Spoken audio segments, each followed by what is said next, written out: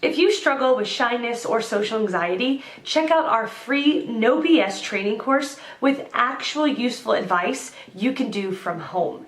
None of that just get out there nonsense. The link is in the description below. For now, let's get to today's question.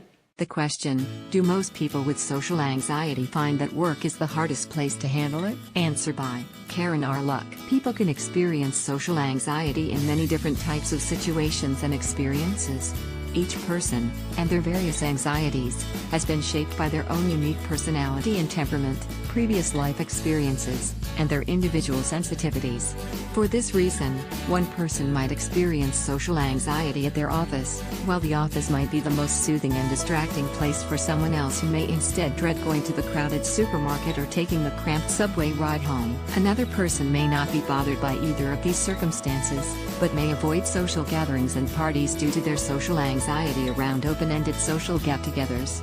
This person might think, what will I talk about? What if nobody likes me?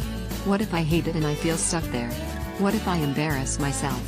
For this person, parties might be the hardest thing for them to address. What's underneath? Meaning, what is it about this particular place, supermarket, office, wherever, that feels anxiety-producing?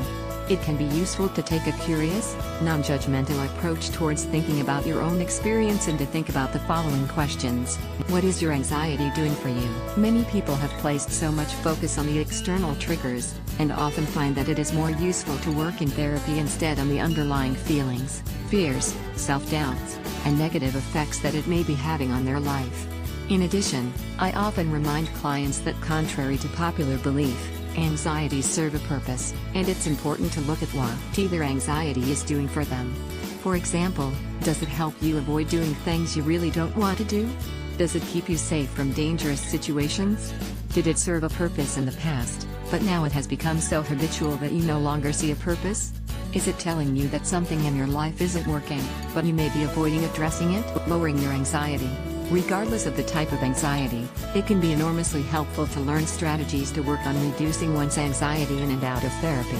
This may include strategies like deep breathing and mindfulness techniques, increasing one's awareness about why they are having the anxiety in the first place, using anxiety-reducing distractions, exercise, art, writing, etc., journaling, learning to anticipate and plan more for certain types of situations, improving self-care, and therapy. The point is, people can find almost any situation anxiety-producing, regardless of whether or not other people feel the same way.